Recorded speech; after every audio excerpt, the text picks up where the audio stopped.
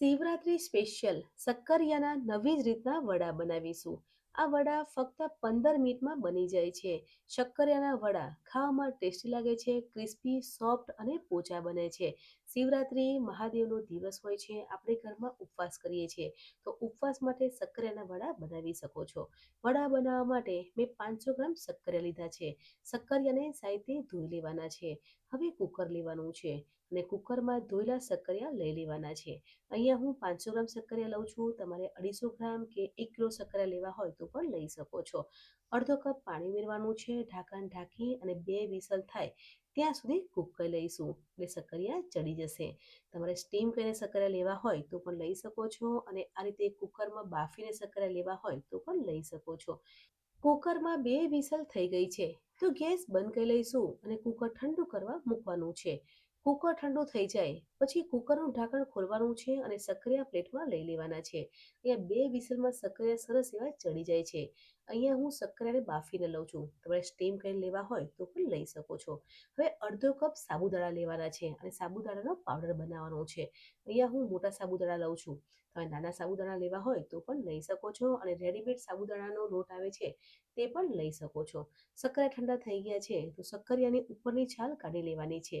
તો આ રીતે મેં 500 ગ્રામ શક્કરિયા લીધા છે તો બધા શક્કરિયાની ઉપરની છાલ કાઢી લઈશું. ફ્રેન્ડ્સ, આજે આપણે નવી રીતે વડા બનાવીએ છીએ. આ વડા ઉપવાસમાં તો ખાઈ શકાય છે, પણ ઉપવાસ વગર બનાવીએ છીએ ને તો પણ ટેસ્ટી લાગે છે. અને આ રીતે એકવાર વડા બનાવશો ને તો બાળકો વારંવાર વડા બનાવવાનું કહેશે. તેટલા ટેસ્ટી, સોફ્ટ અને ક્રિસ્પી બને છે. અહીંયા મેં શક્કરિયા છીણીથી છીણી લીધા છે. હવે અડધો કપ સિંગદાણા લેવાના છે. સિંગદાણાને શેકી લેવાના છે અને અધકચરા ક્રશ કરવાના છે. તો અડધો કપ સિંગદાણાનો ભૂકો ઉમેર્યો છે. તે જ રીતે સાબુદાણાનો પાવડર બનાવવો છે તે 4 થી 5 ચમચી ઉમેરવાનો છે. તમે રેડીમેડ લોટ પણ લઈ શકો છો અને લોટ ના મળે તો સાબુદાણાને ક્રશ કરીને પણ ઉમેરી શકો છો. હવે 2 લીલા મરચાં જેના ચોપ કરેલા ઉમેરવાના છે. સ્વાદ પ્રમાણે મીઠું ઉમેરવાનું છે. જે આપણે ઉપવાસમાં મીઠું ખાઈએ છીએ તે મીઠું ઉમેરવાનું છે. અડધી ચમચી લાલ મરચું, શેકેલું જીરું, મરી પાવડર ઉમેરવાનું છે અને અડધી ચમચી ખાંડ ઉમેરવાની છે. લીંબુનો રસ ઉમેરવાનો છે. ખાંડ ના ઉમેરવી હોય તો સ્કીપ કરી શકો છો. શક્કરિયા સ્વીટ હોય છે તો નહીં ઉમેરો તો પણ ટેસ્ટી લાગશે, પણ લીંબુનો રસ ઉમેરીએ છીએ અને ખાંડ ઉમેરીએ છીએ તો ટેસ્ટ બેલેન્સ થઈ જાય છે. બધા જ મસાલા સાથે મિક્સ કરવાના છે અને આ રીતે ડો બાંધવાનું છે. હાથમાં થોડું ઘી લગાવવાનું છે અને એક સરખા વડા બનાવવાના છે. વડા પતલા બનાવવાના છે કેમ કે વડા તળીશું ને ત્યારે તે દડા જેવા ફૂલીને તૈયાર થશે. તો આ રીતે આપણે વડા બનાવી લઈશું. અહીંયા હું મીડિયમ સાઇઝમાં વડા બનાવું છું. તમારે મોટા કે નાના વડા બનાવવા હોય તો પણ બનાવી શકો છો અને આના બોલ્સ બનાવવા હોય તો પણ બનાવી શકો છો. તમે બધા જ વડા બનાવી લીધા છે અને ગેસ પર તેલ ગરમ કરવા મૂકી દીધું છે. તેલ ગરમ થઈ ગયું છે તો મીડિયમ ગેસ પર વડાને તળી લેવાના છે. વડા તળતા હોઈએ ત્યારે ગેસની ફ્લેમ હાઈ નથી રાખવાની.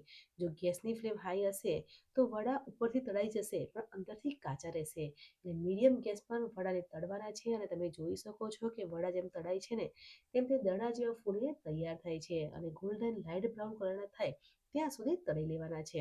ફ્રેન્ડ, શિવરાત્રી હોય એટલે આપણા ઘરમાં બધા ઉપવાસ કરતા હોય છે અને ઉપવાસમાં સાંજે ભૂખ લાગે ત્યારે આ રીતે વડા બનાવી શકો છો અને એક ટાઈમ જમતા હોઈએ ત્યારે પણ તમે આ રીતે વડા બનાવી અને ખાઈ શકો છો. બહુ જ ટેસ્ટી લાગે છે. તો આ રીતે આપણે બધા જ વડા તળી લઈશું. આજે હું વડા બનાવું છું તેની સાથે ફરાળી ચટણી બનાવી છે. ફરાળી ચટણી બનાવવા માટે લીલા ધાણા, 2 ચમચી સિંગદાણાનો ભૂકો, 2 લીલા મરચાં ઝીણા ચોપ કરેલા, સ્વાદ પ્રમાણે મીઠું, 1 ચમચી ખાંડ, લીંબુનો રસ અને 2 ચમચી દહીં ઉમેરી અને પેસ્ટ બનાવવાની છે. તો ફરાળી ચટણી બનીને તૈયાર થઈ જશે. અહીંયા હું વડા કટ કરીને બતાવીશ કે આજે આપણે શક્કરિયાના વડા બનાવ્યા છે તે ક્રિસ્પી, સોફ્ટ અને ક્રન્ચી બન્યા છે. સાથે ખાવામાં ટેસ્ટી તો બન્યા છે. ગરમા ગરમ શક્કરિયાના વડા સર્વિંગ પ્લેટમાં સર્વ કરીશું અને આપણે ફરાળી ચટણી બનાવી છે તેની સાથે સર્વ કરીશું. તમે ખજૂર આંબલીની ચટણી સાથે પણ સર્વ કરી શકો છો. શિવરાત્રી સ્પેશિયલ આજે મેં નવી રીતના વડા બનાવ્યા છે. કેવી લાગી રેસીપી કમેન્ટમાં જરૂરથી જણાવજો. હર હર મહાદેવ. જય શ્રી કૃષ્ણ.